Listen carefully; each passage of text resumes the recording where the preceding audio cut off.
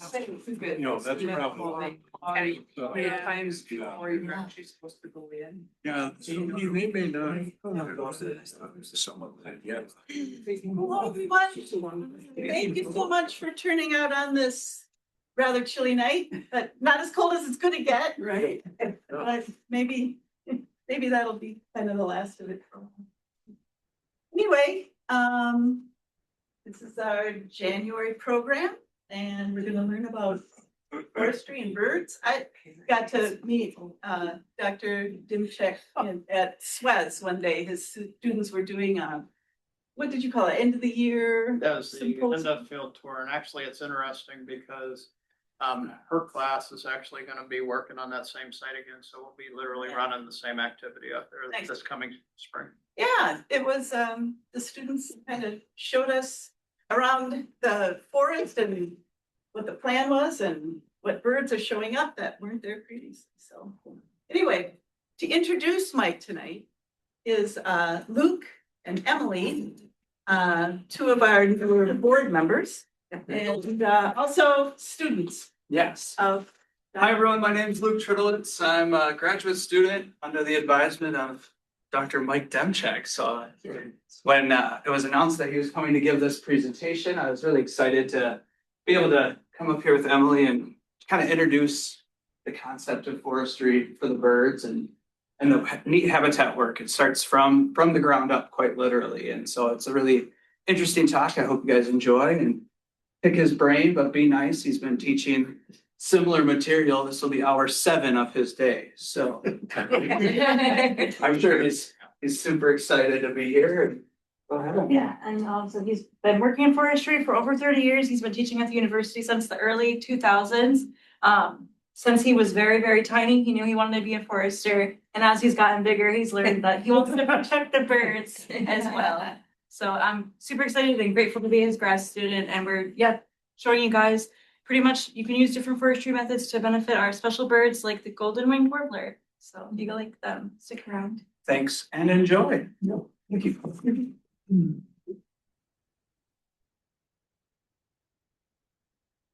Hopefully it just works. Try this. Okay, that works.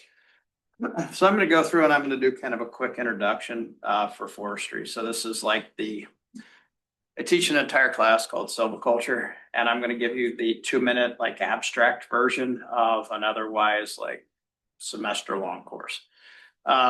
So we have stuff that people call, you'll hear a lot of people call it clear cut, where you take the top off of a site.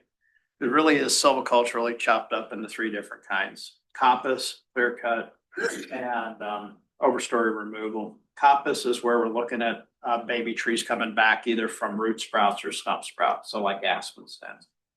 Clear cut's when you're taking the top off the stand and you're either going to replant it like a red pine stand or have it come back from seed. And overstory removal is when you've already got baby trees on the site and you're just taking the top off to allow them to get light. Seed tree or shelter wood. This is a setting where we're leaving some trees in the overstory. With seed tree, we're just leaving enough trees to actually throw seed, but not enough to alter the microclimate. Shelter wood, we're actually leaving enough trees that we leave enough shade, we alter the microclimate. Then we got uneven age management. We got single tree selection. A lot of people you'll hear call this select cut. It's when you go out and you're removing a percentage of the stand, usually about 1/3 of the trees within a stand. Group selection, where you're cutting patches in it, somewhere like 60, let's say 60 feet across, maybe a little bigger. Patch selection, where you're cutting them maybe 60 feet across up to about 2-acre patches. Irregular shelter wood, which takes pretty much all of the rest of this, combines it. And finally thinning. With thinning, you're going in and you're just releasing individual trees of the same cohort. So I functionally just described an entire class. I'm showing you pictures of them. So this is a coppice with reserves. So this one was it's relatively small. This was about 2 acres. The individual reserve trees in here were swamp white oak and some white pine. This is a shelter wood. The purpose of this is actually getting new baby trees on the ground. A lot of our forested stands in Wisconsin, they came from the cutover. So they're actually aging in place, and many of the species, you're at the end of their natural lifespan. And unfortunately, because so much of this timber got cut at the exact same time. Many of these trees are unfortunately like aging out at the exact same time. And that's like a statewide problem we have right now. Single tree selection where you're coming in, removing, relatively smaller percentage of the stand. Group selection where you're cutting patches. Patch selection where the patches that you cut are bigger than the groups. And this is like my favorite photo here, so bear with me. So in the background behind this pine, there's an aspen coppice. So that's a pocket that was cut. This portion of the stand over here, the right foreground or right background is a shelter wood. So you can see the light getting to the ground. The right foreground is a prep cut for a shelter wood. So I took out the species in there that I didn't want to be in the seed bank. So I removed the stuff I don't want contributing. And this was just then. Add 15 years. What's amazing is now I got 15-year-old aspen. The top is ready to be pulled off of that shelter wood. This is ready to be shelter wooded. This is ready to be thinned. Add 15 years. That's 30 years old and back. That's 15. That's got ready to get the top taken off. It's 0. This is ready to be shelter wooded. Add 15 years. You now have 45, 30, 15, 0, and you can do it forever till the end of time, which makes it actually a pretty nice system. And for the birds, this is one of your highest diversity systems. Now, this is thinning by comparison where you're just working with the same trees and you're just releasing them. You're removing some of the extra solutions. I did all of that because I want to prep this for actually talking about birds. So I'm going to go through a couple of my buddies, and forgive me here because, so I always tell my wife, so I've got these birds that are like my quote favorite birds, and I've got an actual one real favorite. And then I say the top 10, but there's more like 20 or 30 in there, but it's the top 10-ish, kind of. But then there are all these other ones that are like still my favorite birds. I don't know how many of you feel that way, but you know what I'm meaning. It's hard to know stuff about them and not like them. So I got my young and brushy birds. I'll start with my golden wing warbler. This is a funny bird because it's 99.7% genetically identical to blue wing warbler, enough so that they can cross really easily. But they were geographically isolated in the past before agriculture pushed up north and allowed them to kind of join together, right? And they're real specialist birds. I'm kind of really fond of that individual species because our population here overwinters in like Nicaragua and Costa Rica. And so the environmental regulations down there are much stronger than much of the rest of Latin America. And so the impacts of that is that these birds actually have pretty good protection when they go to the winter ground, but their population is just doing this right now, boom, right into the ground. Even though they overwinter in places, they're actually pretty good. They're a funny bird because they have stupidly high levels of site fidelity. And by that, I mean, they will band them they will get them in the exact same trees and the exact same mist nets in Costa Rica the next year. They'll put it in the same tree, they'll catch the same bird in the same net. That level of site fidelity. They don't disperse more than 2 miles from where where they nested. So where they had their, when they were hatched. What that means is they come up before they migrate, they search around in about a 2-mile area, figure out where they're going to nest when they come back. And that's the only place they go. Does that make it a really hard bird if you don't have like the seed source, quote unquote, to make them get started? I got some of my other buddies. These are all the young and brushy. This bird particularly is a super young forest bird. It has to have young forests for its nesting or it won't nest it. We have yellow warbler, which is pretty common, mourning warbler, common yellowthroat, and chestnut-sided warbler. And all of these are kind of my young and brushy birds. They need habitat that is usually in about the 5 to 15 year after coppice cut. So that's one group. This is the kind of habitat you're talking about. Young aspen resprout. This is in our Tree Haven facility. At the time I took the photo, it was about 5 years old. With reserve trees, they need singing perches. They don't tend to like conifer singing perches. They want hardwood ones. However, this has got pockets of hardwoods and then our conifers because there's other species that do want the conifers. And they nest at the micro edge. And unfortunately, you can't see, but there's a whole bunch of hazel brush and berry brush here. And they are specific micro edge nester. They actually look for that interface for like berry brush and grasses, or like goldenrod and grass that's like right at that interface. So micro edge. So that's our habitat for them.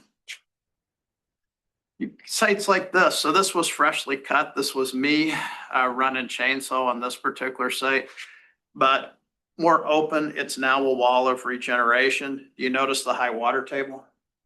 Nice high water table site. They have a real strong affinity for that. Those golden wings, if you go back 25 years, they used to call those swamp warbler. That was another name for them because they tend to like that wet ground. And some important elements with this, that micro edge, the young forest, particularly when it's 5 to 15 years after sprouting. And my students hear me talk ICO all the time, individuals, clusters, and openings. Reserving individual trees because there's certain species that have a preference for that. Clusters of trees because there's other species with a preference of that. And then open conditions because there's other species with a preference for that. Then we got this next group. So this is the Village of Plover Conservancy Restoration Site. So this is associated with the Little Plover Watershed Enhancement Project. And how many of you are familiar with this, by the way?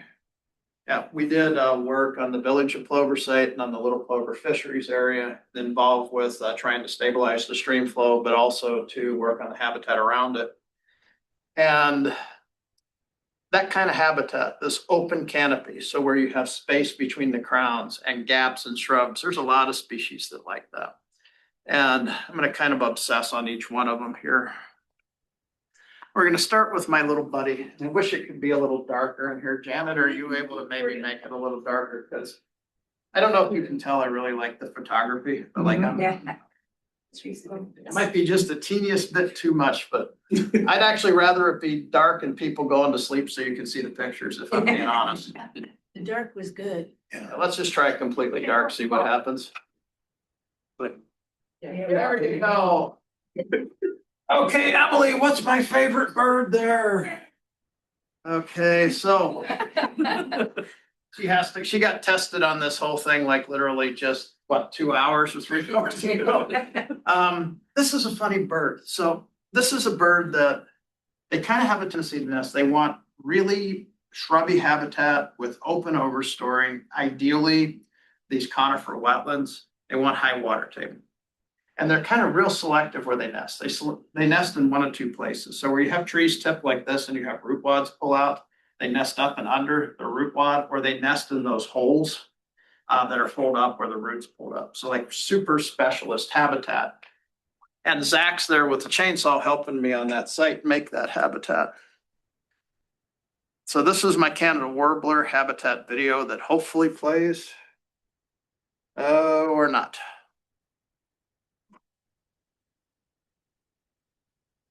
Or not. Okay, we don't need it. Open habitat, shrubs, and mosses and ferns. Then we got other things, this wetland upland matrix. So I'm going to show you my little buddies here. I got 3 buddies. Buddy number 1, this American redstart female. You notice where she's nesting? Main trunk, side branch. They are extremely selective for that location for nesting. If you look at the top of her nest, do you notice how it looks white? That's spider silk. They actually silk their nests into those things with the spider silk. They're actually a really neat little critter.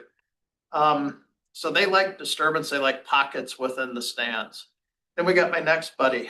So you see where he's sitting on a broken off branch? That is a eastern wood peewee. What they do is they like openings in the stand. So they'll sit on those branches, they like open crowns, and they shoot out short distances to pick insects out of the air. And that right there with that broken branch, that is a classic location for them. They like to be able to sit where they can sit right next to an opening and pick bugs out of the air. And then we got berries. Berries are ones that, particularly in their case, in these stands, they like these kind of micro habitat structures where you have like the tree tips from like 100 years ago that you end up with the little mounds in the woods. They like those for nesting. So we can create that stuff. We can put them in areas and do group and patch selection. You remember those systems we talked about earlier? So we open the crown so these birds have the places to sortie. We also get the dense regeneration that my red starts. Now, this one, I included this in here because we got the driftless area in Wisconsin. And we've got some unique habitats in the driftless that are, they're just different than the rest of the state. And unfortunately, that photo does not really show how steep that hillside is. That hillside is like this, extremely steep. You can see the rock outcrops and the bottom of it is wet. So it's essentially a ravine with high water table at the bottom. And if you look at this site, wet woodlands, ravines, and do any of you trout fish? How many of you fish for trout? So I'm going to describe a situation and tell me if you've seen this before. You go through a trout stream and you've got that tree that's got like 90% of the roots exposed. There's just two little roots holding it in, but it's right there. It's still hanging vertically and it's really good to fish for trout right under it, by the way. Do you know that tree? How many of you have seen just what I'm talking about? Eventually it goes boom. And when it does that, ideally it's laying right against the side, and those Louisiana water thrush have a strong, strong preference right up under those logs, like super strong preference for that. Very strongly associated with those streams at the bottom of the hillsides in those driftless type areas. So that's that kind of micro habitat I'm talking about.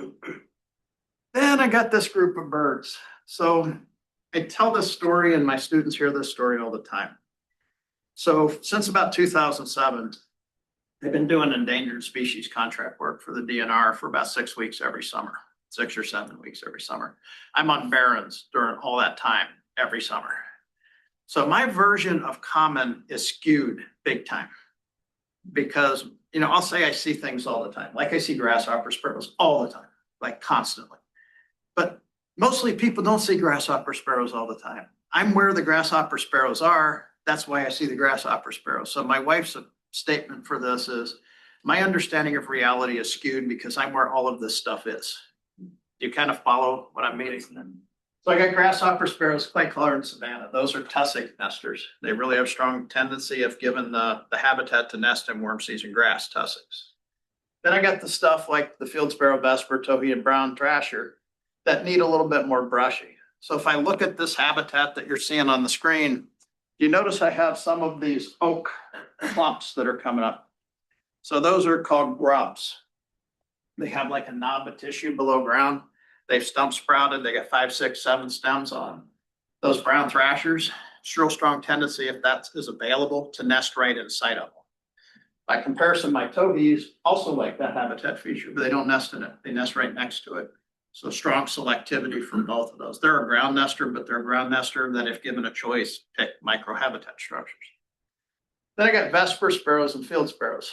Field sparrows are my little buddies. So that's my single favorite bird species, by the way. Like the one that's actually the true number one is field sparrows. Their first nest is a ground nest. And then as the grass grows up, their second nest is a shrub nest.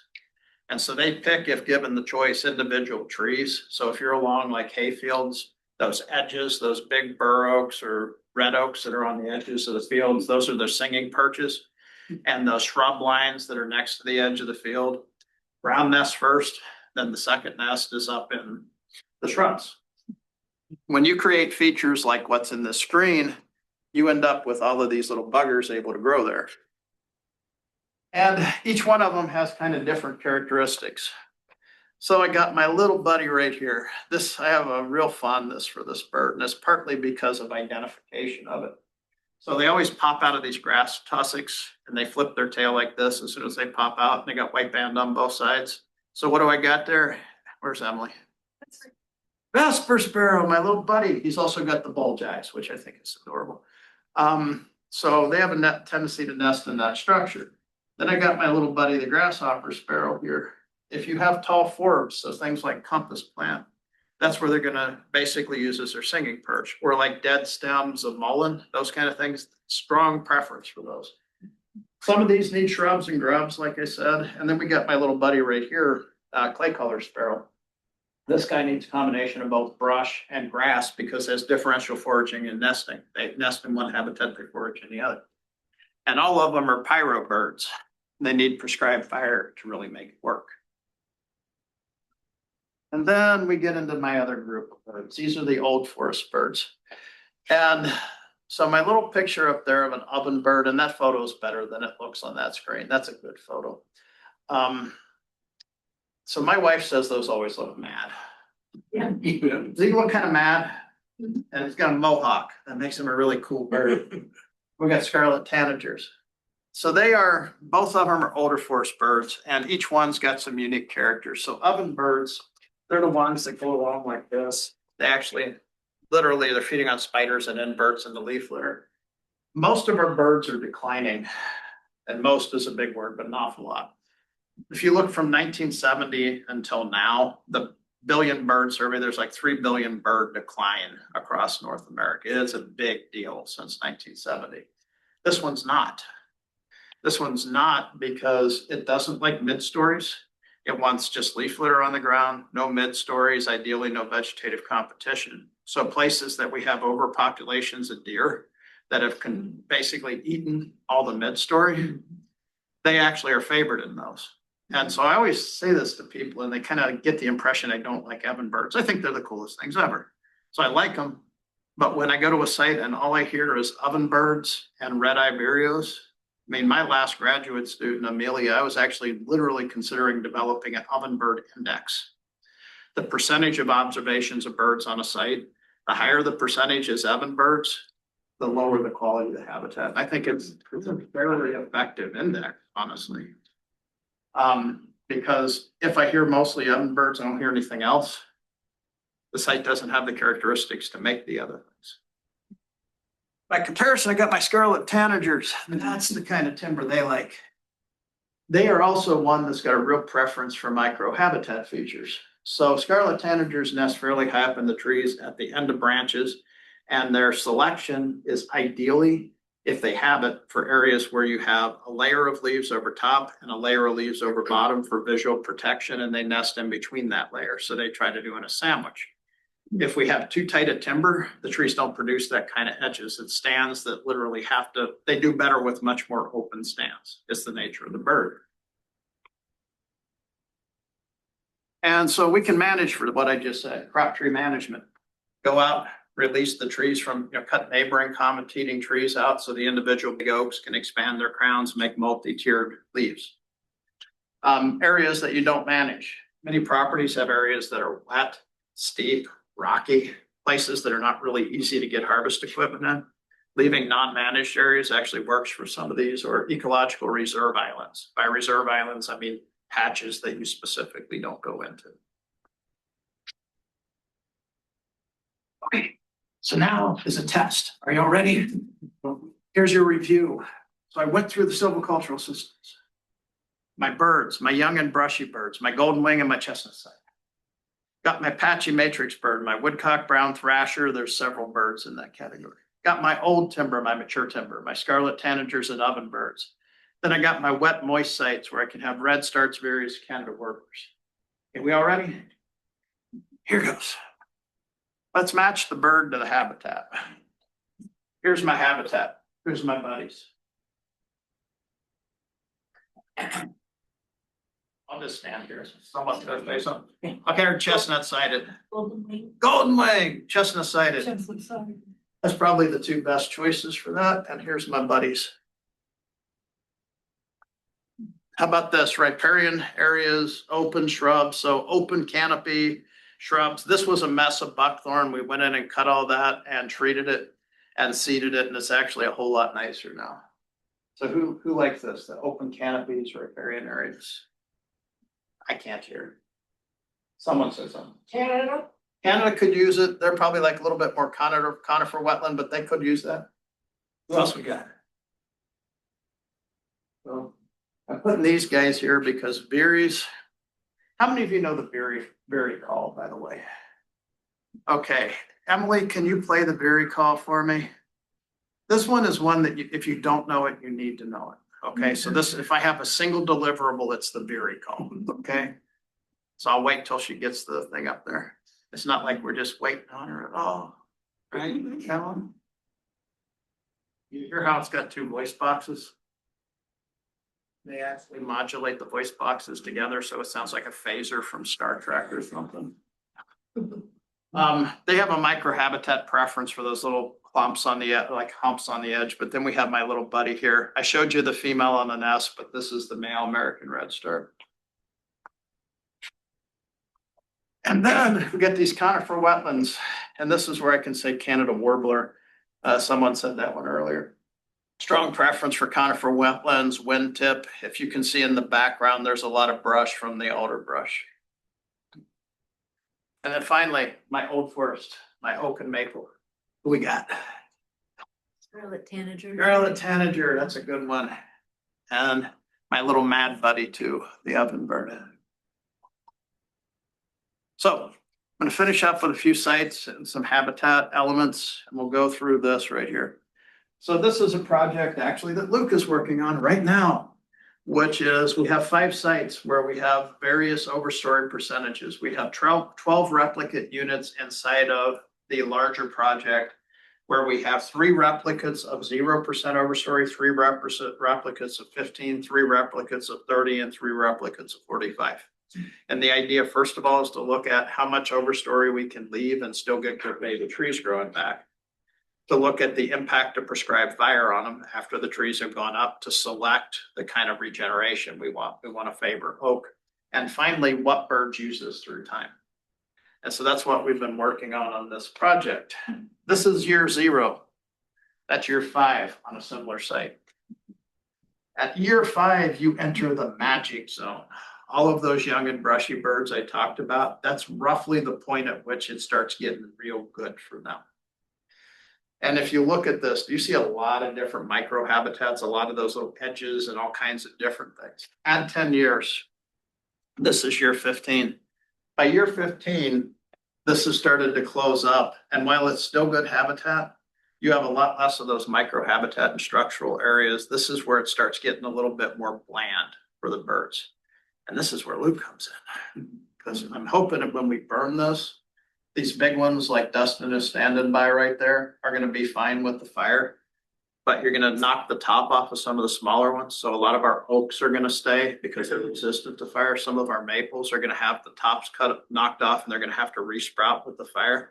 And that'll give us another 5+ years of habitat for those early brushy ones and release the trees we want. At least that's what he's supposed to find out. Hopefully it's looking good so far. Here's an aspen coppice. This is in Wapaka County, the one my business set up. This is the top set up, taken off of it. This is what it looked like 2 years out. I had aspen that was 15 feet tall in 2 years on that site. So aspen grows back very, very quickly. This is that same site that you saw earlier in the regular Shelterwood is the name of it, but here's another one. This is Camp Glacier Hollow YMCA camp. Y'all know, any of you know where that is? Kind of over towards Amherst Junction. We had a 2019 windstorm. It was pretty significant. I didn't have electricity at home for 6 days. It was kind of annoying. Still kept my freezers running though. Had a generator going periodically. We went into and salvaged this. So we did some salvage work, but then the CEO of the Camp Glacier Hollow, I chatted with her. We developed a restoration plan for the property, and we set the property up as a bird-focused restoration site. And so you see a Shelterwood condition here in the foreground. If you look in the background, you see a thinning. And this had some oak wilt in it. Oops, I guess I don't have the oak wilt photo. So on this side, there's a opening, but I didn't show it, I guess. This is private landowner's property. I'll tell you a story about him. He works, I'll just say somewhere, and his shift ends at 3 o'clock. He doesn't head home. He goes there to hunt. And he does this all archery season, turkey season, and any other season that exists. Do you know some people like that? That's him. You might be that person. And when I set this up, I set it as an irregular Shelterwood. That red line right there is an area that didn't get cut. This side didn't get cut. That got opened up to let baby trees in. High structural diversity. Here's what I can tell you about that site. 3 years later, he shot his quote, best buck ever. And then the next year, he shot his best buck ever. And then the next year, his wife shot her best buck ever. And then the next year, he shot his best buck ever. And just as a note, I made those deer. Those are my deer. But he hasn't credited me for them. They're his deer. He's a Facebook friend of mine and I have not teased him about it, but I will the next time he shoots his next best deer. So maple stand, same thing, microhabitat structures, pockets filling with baby maple trees that can be used for those nesting structures. This on our Tree Haven facility. So this has got pine reserves. And so these are going to be grown out as old to basically ancient ages. This is going to be a long rotation pine stand. And the stuff in the foreground is aspen coppice. So we're trying to get that mix of regeneration back. At this point, that was cut in 2020. So I guess it's 6 growing seasons since that was cut. And this is a wall of regeneration at this point. It's doing very, very well. But that photo was immediately after harvest. So I paint W's on my trees. When I'm marking timber, the orange mark is a take tree like you see in the back here. My W's are there for a specific reason. Wildlife tree, number 1. I keep aerosol cans of paint in my vest. I keep 2 of them when I'm marking. I mark about 10 acres a day. I have a target of keeping 3 specific wildlife habitat focused trees per acre. This is where it gets beautiful. With one of these cans of paint, I can mark 32 trees. Now you might want to ask how I know. I've counted. That equal about 32 trees with W's all around. The reason I put the W's on them, I could just leave them unmarked, but I've had the conversations where the logger talks to the landowner and says, well, those trees are screwed up, they should be cut. And what happens is the landowner either agrees or he says, well, Mike just missed them or whatever. Mike didn't miss them, Mike kept them. And I don't like that conversation. So for the cost of an aerosol can of paint a day, and I keep 2 just in case there's a few extra trees I want. I put a W on it. The logger stops seeing that tree. He knows it's a wildlife tree, completely ignores it from that point. And the landowner knows why I kept something that looks as bad as these 2 trees kept. They're kept there specifically for wildlife habitat elements. Then you got my wife next to 2 snags. Snags are really useful for a lot of species. We have a lot of cavity nesting organisms and one that forage in these. However, we're in a part of the country that's really humid. These don't last that long. If you were like in Idaho, these things might be there for 50 years once they die. Here, once they die, it's just a matter of time before they rot off and go blink. And the best trees we have that are snags aren't completely dead. They're ones that are like half dead, half the tree is screwed up and rotten, but there's still all the forces in the tree trying to keep the other part up. So this is the Little Plover Fisheries area before removing the buckthorn and after removing the buckthorn. But it looks kind of rough. What if we could push it forward to a summer photo? Does it look like it probably is a little bit nicer right now? The impacts of this, where there was a lot of stuff that was either highly suppressed or in the seed bank, that once we took the buckthorn off the top, popped up. So swamp geum, this royal fern, and then blue flag iris. That blue flag iris had been suppressed by buckthorn, and that big clump that you see there was this big, one little clump when it had been suppressed by buckthorn. Once you pulled the top off, it had all the light in the world that went crazy and expanded. So bird usage on these sites, we kind of talked about these earlier, but we got a lot of American redstart and berry and yellowthroat use in there after we took the buckthorn off. We did some sedge meadow restoration. So this is jack pine. This whole area right here was a wall of buckthorn and nothing else. And that's what it looks like without buckthorn. And we started instituting prescribed burning in it. And my burn videos aren't going to happen. She told me they won't work. Pretend you see fire burning through a flat. Yeah, Susan was telling me, well, okay, she's got fixed pictures. I'll go with the fixed photos. So these are the prescribed burns we did. And essentially, we ran it through. It helps suppress the buckthorn and it really favors the sedges.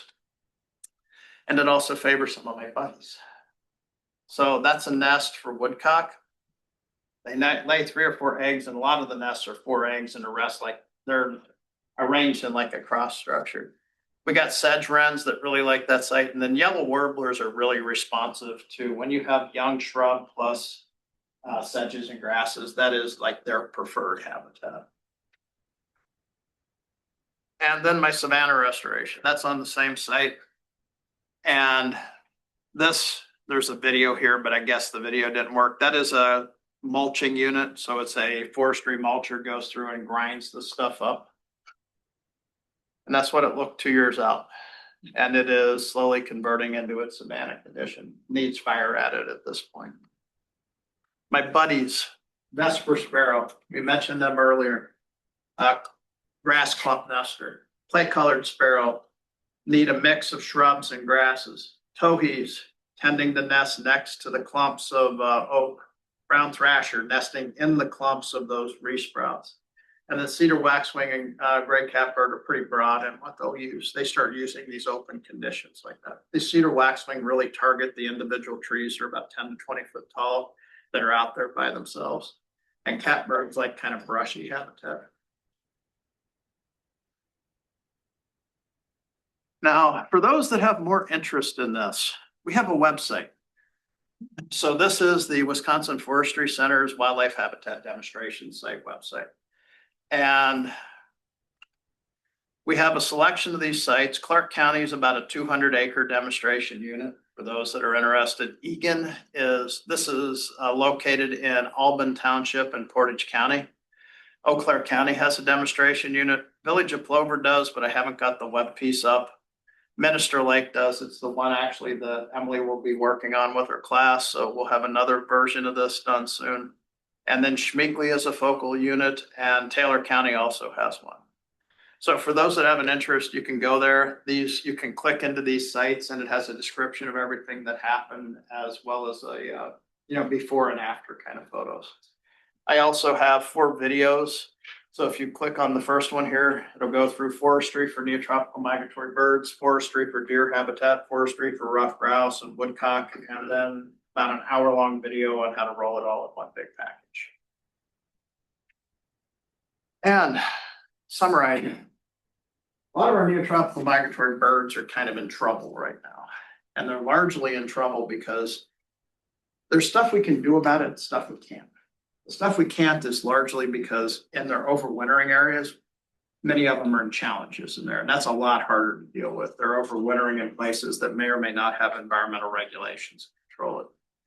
However, for the ones that are declining here, many times they're declining here because we haven't done the forestry practices necessary to make the habitat that they need. Does that kind of make sense? If I pick one as a bird, wood thrush, there's 60% of the wood thrush that were here in 1970 aren't here now. They are at 40% of their population level they were in 1970. Wood thrush is very specific in where it nests, 3 to 6 feet up, ideally on these shrubby, brushy trees. The deer ate them. We don't have them. They're gone. They need small openings and stands. We don't make those anymore. And so many of these birds are declining because we don't have the habitat they need to successfully breed. Or because, I guess I should take a step back. Why do the birds even come here? Scarlet tanager. Does that seem like a Wisconsin bird? It doesn't even make sense. In the old days, I was stupid on this. And I thought they were my birds that flew south. And I was wrong. They're not my birds. Those are tropical birds that go north. You kind of, because the scarlet tanager like makes no sense here whatsoever. If you think of it as a bird that comes north, then it starts making sense, right? Like we have, oh shoot, I can't think of the name, Tennessee warblers. They're like a nectaring bird in the tropics. Like they nectar in cecropias and stuff.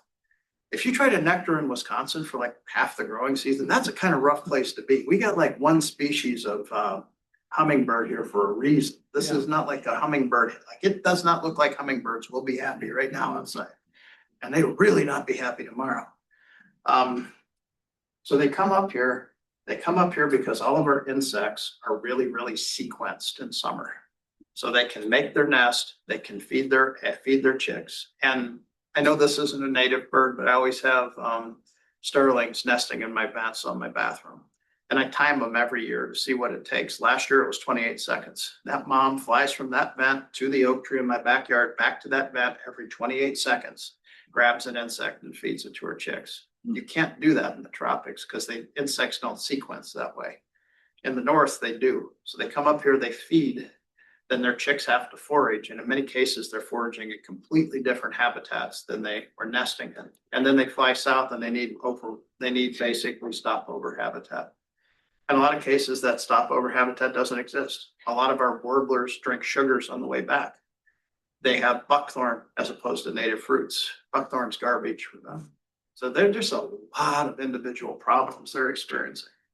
These wetland upland matrix areas, those are some of our highest avian diversity areas. Those are really important focus areas. And then for our forestry, structural diversity. A lot of the history of forestry was homogenizing stands, making them very easy to manage and very homogeneous. And this is the complete opposite to what our birds need. Cavity nesting. If you look at what the order of removal we use when marking timber, you follow what the DNR's order of removal is. First order that you mark are high risk trees, trees that are going to fail before next time. The second is to release crop trees. So you cut the neighbors to desirable trees. Another way to think of that is high risk trees are future cavity trees, future coarse woody debris, future snags. We take them off the site before they ever become snags. And finally, reducing invasive pressure. How many of you have properties that are invaded heavily by, let's say, honeysuckle, buckthorn, pick your evil plant? Everybody. It's all over the place, right? Unfortunately, most of those are pretty crap habitat for our bird species. They're not adapted to it. Many of them, the fruits are different. A lot of our native fruit, so you have higher sugars. They're better, particularly for our warblers. They use them seasonally. Most of our warblers feed on insects here in summer. But during transit, they want carbs and they generally move into the form of something sweet. So fruits, if they have the option. And we don't have those now. A lot of these are just winking out. So we got kind of a problem right now. And that's the end of this. So we can put the lights on and ask questions. Everyone learned something? Yeah. I've seen the presentation multiple times. I always learn something new. Yes. So when you were controlling for buckthorn, Hey, Mark. did you herbicide it afterwards to Yes. to The maintain problem- that? There's a problem with buckthorn, and here's how this problem comes in. If I'm in a high water table area, I'm under different regulations, and I know you know, but just play along here. Because I'm in areas with high water table, I'm under different regulations than if I'm in upland. In upland, it's a lot easier to deal with because I can hit it with Garlon 4, have it penetrate the bark, and a good percent of them will just die. But as soon as I get into a wetland area, I can't do that. I have to switch to 3A, which means I generally have to cut it and stump treat it. And that is a lot more time consuming. And 3A is a lot less effective chemical. So I think the number, if I remember what I counted with it, was a 73% success rate on kill. So I have roughly a quarter of them won't die. And so what that translates to is a pretty big challenge. If I go through the trouble to cut it and it doesn't die. And then we have what we call the undead buckthorn or zombie buckthorn. I refer to these a lot. The ones you think died, and then you come back the next year, it turns out you're wrong. They didn't die. And those are the sneaky ones that cause you problems because you sprayed them and you thought they were done, but they're not done. They just come back. It may take them a year or two to get by the chemical, and then they resprout and regrow. So buckthorn is a problem. The biggest ones we cut on the Village of Plover Conservancy were 86 years old, and I have a 20-inch bar on the saw I was using there, and I could not get a cut on one side. I had to do both sides. It was over 20 inches on the stumps. So when you start thinking about that, I mean, I had the biggest one I cut had a 40-foot canopy hole when I was done. There was 40 feet space taken up by it. So I didn't even know they lived in Wisconsin that long. I actually started looking up their history when I found that out. They were brought in 1886 into Wisconsin as a windbreak plant. I wish they had not done that. Yes. So how do you deal with your buckthorn? What's your preferred method? It depends on the site. So if it's in an upland site, it's relatively smallish stuff like this. A lot of times Scarlon 4 applied as a thin line bark spray, it'll penetrate the bark and go in and actually kill the stem standing. So that's one way. The other is to hit it either with a brush saw or chainsaw and come in within a couple hours afterwards and treat the stumps with a dye so that I know I treated the individual ones. Scarlet, Garlon. that's your preferred chemical? Yeah, and there's two forms of Garlon. If it's in an upland, the 4 is more effective, but I despise using it because it can volatilize, it can cause problems. Frankly, it makes my boots turn black and I hate the smell of it. So I use it in some settings, but if I'm given a choice, I'd rather use 3A, which is the water soluble one, simply because I like using it more. I don't have to worry about the volatility and my boots don't end up looking goofy. And I know that sounds stupid, but frankly, So you I'm a spray human. it, or how do you apply it? I have a small backpack sprayer. It's a 4-gallon backpack sprayer that pumps. That's the one, what I do at You home. just hit it? Yeah, hit it, and I always have a dye in it. So I generally like the pink dye. It's called Blazer. It's actually a foaming pink dye, and so I can see it from a very, very long way away. And so I know which ones are sprayed. If I can't pick that up, I use this blue stuff, but the problem is I can't see that. I've got a what the heck's it called? It's a color blindness in the blue to purple range. And I have a really hard time seeing it against the green. So for me, it doesn't pop out. So I didn't find out about that color blindness till like 2-3 years ago. And so I went through, because you don't know what you can't see. Yep. Right. Yeah. And my wife used to make fun of me calling things wrong names and it's tell them apart. And now I know why. Felt a little bad about that. But yeah, Garlon is your best choice. That's a water soluble one, and I would be remiss if I didn't say, please read and follow the labels, because the life you save is yours. How So, bad is that for you? oh, that's a loaded question. So here's the thing. I always say that my blood is about 20% Nelson paint, the other 20% is Garlon. So I'm probably the worst person to ask because I used to be a commercial chemical applicator. I've sprayed tons of it. I don't worry about it much. I put it in the category of a relatively low risk chemical. Many of the other chemicals we apply have significantly higher risk, but just because it's a lower risk chemical doesn't mean it's zero risk. You follow what I mean with it. Read the labels, long sleeves, gloves, wear goggles. That's an important one because it causes eye injury. Wear long pants, boots, but follow the labels. And it works very, very well. Yes, sir. You mentioned tropical birds flying north for our insect sequencing. Can you talk a little bit more about that? And then how has that changed over, climate change, all that? So I can give you an example of it. Cape May warblers. I like Cape May. And Cape May warblers, actually, I'll give you several. Cape May warblers, chestnut sided on some sites, and then Tennessee warblers, Blackburnian warblers, all of them feed on spruce budworm. And so spruce budworm has a very sequenced emergence, and it's kind of misnamed. It's spruce budworm is the name, but it actually prefers balsam. It's just that, but they'll eat spruce too, so they eat them both. When these things are coming out, their emergence is very sequenced, and they come out in big numbers. And these birds come in and feed on them, and they can just keep feeding their chicks. So what happens is they hardly have to forage. They just go and shove food in the chicks until they're full. So the impact is there's a doubling or tripling of productivity. So as an example, spruce budworm would be one. Another one would be the composite of what we have for oak feeding organisms. Our oaks are the most diverse group of insect feeders that we have. So the insects, oak is number one, and then poplar group is number two. So like the aspens and stuff. And so they have a bunch of different insects. What that translates to is a bunch of different food for a bunch of different birds, heavily sequenced in emergence. So you have your birds nesting and taking advantage of individual food resources because they're all coming out at the same time. They're adapted to our native insects. Some of these birds are finding uses for non-native ones. Have you ever heard of black-billed cuckoo? They're like the grodiest eating bird ever. So I've watched them sit there and eat, and what they do is they like fuzzy caterpillars. So like gypsy moth, which is now called spongy moth, or like forest tent, stuff that's fuzzy. And they will take those.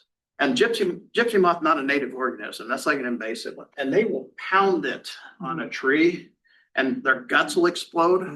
And then they eat the guts. They're like the grodiest bird ever. I mean, it's actually kind of gross, but really cool at the same time. Like you can't look away kind of thing. And they sound very much like a cuckoo clock, just to make it even cooler. I mean, they literally sound like their name.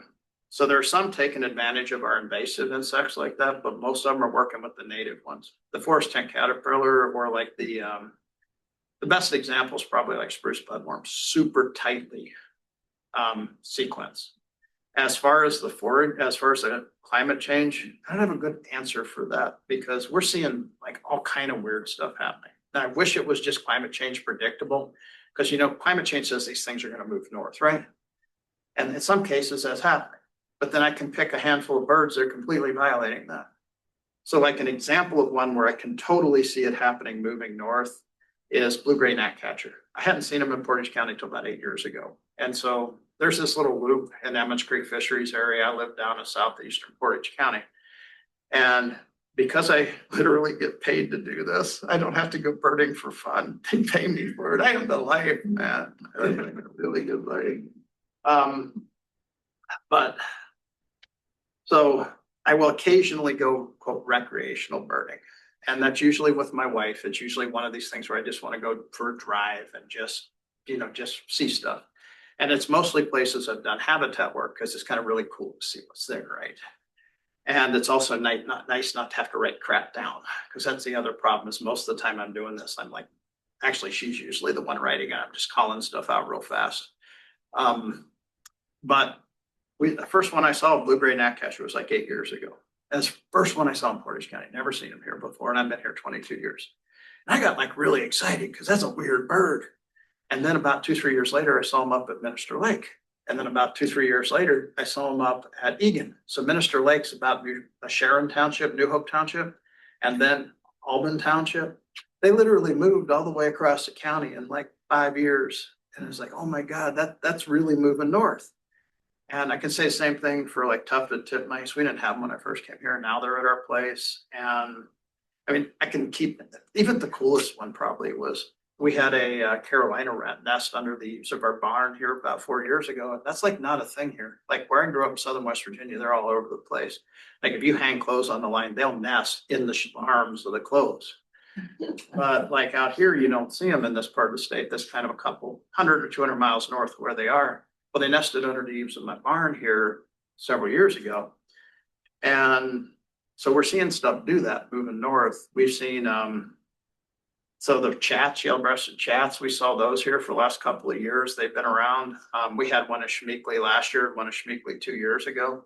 So we're seeing weird stuff that is definitely moving north, but it isn't consistent, because then I can name stuff working in the other direction. We never had Cape May warbler at Tree Haven, at least never saw them. And now I've seen them the last 5 years there. And so Cape May, that's way south of where they're supposed to be. Tree Haven's our research facility up north. And then chestnut-sided, which she hears me talk about like all the time because I really like that bird. When I first came here, those were pretty much north of like middle of Marathon County, and you'd see them passing through here, but they didn't nest here. And then I saw them out at SOWES, or Central Wisconsin Environmental Station, got really excited about it. And that was before we had like Merlin. So I literally was there videoing with my cell phone just to catch the noise, because I figured people, but to say there was one dude I would always tell these bird observations, and he would call BS on me. And I hated that. It's hard to call BS on a recording, And it went from when I heard that bird there to when I heard him in southern Portage County. And then those research units down in Greenwood Wildlife Area in Waushara County, they're down there and they've been there for 4 or 5 years now. So they've gone multiple counties south. They're going the wrong way. The same thing with those Cape Mays. I don't really know how to answer it, because some are going this way, some are going that way, and it's not, you know what I'm meaning? It's not predictable. So who knows? Sorry for that really super long answer to it, but it's something I've been obsessing on, but I've been obsessing on it, but I don't have to think about it, because it's based just on my version of reality, just what I've seen. And if you start looking at state data, it does play out what I'm saying. It's not just me. There's components driven by that, but I don't know why to say some are going north and some are going south. Yeah, they are, and they're looking at this area and it looks different now than it did 20 years ago. So I think some of the storm damage might be driving some of that. That big storm we had in 19 is making habitat for those birds. That wasn't there before. I question if they might have been there pre-cut over, you know, when we had more habitat structure before the whole place was cut over, and then it just winked them out because the habitat was garbage. And then because we're having diversification due to wind damage, maybe they're just reclaiming range that they were in 200 years ago. Who knows? Any other questions? Well, I hope you enjoyed the presentation.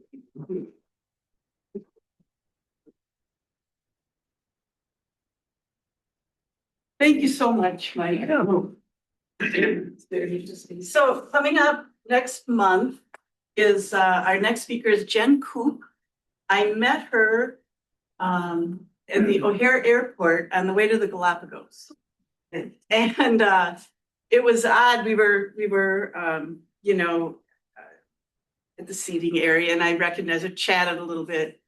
And then I think we changed planes in Atlanta or something. I kind of saw her in line, and then we stayed at the same hotel in Quito. And I see her in line again. And so then we really kind of had a conversation. And she has been helping study the Galapagos finches. And the finches are in decline due to a small parasite. And that affects the chicks in the nest. And so Jen is coming. She teaches at Champaign-Urbana in Northern Illinois University. And so we stayed in touch over the last couple of years, and she's going to come and be our next speaker. So I hope you can come. We also have a couple field trips coming up. We have the Sax-Zim Bog, who can, there's a meeting this week. Do you know about that, Luke? Thursday. It's Thursday. Tomorrow at the library. Tomorrow, the library at 4. Come to the meeting, people are gonna stay in Duluth, and then Friday night, and then Saturday and Sunday, go birding. Hopefully they'll see blackback woodpeckers and great gray owls and a number of other great winter birds there. And then we have a snowshoe hike coming up. Check the website. I don't have that date memorized right now, but Rob Pendergast is leading that snowshoe hike at the Mead. February, must be in February. So a little bit of what's coming up. Stay in tune, watch the website, look at the newsletter, all that. So thank you.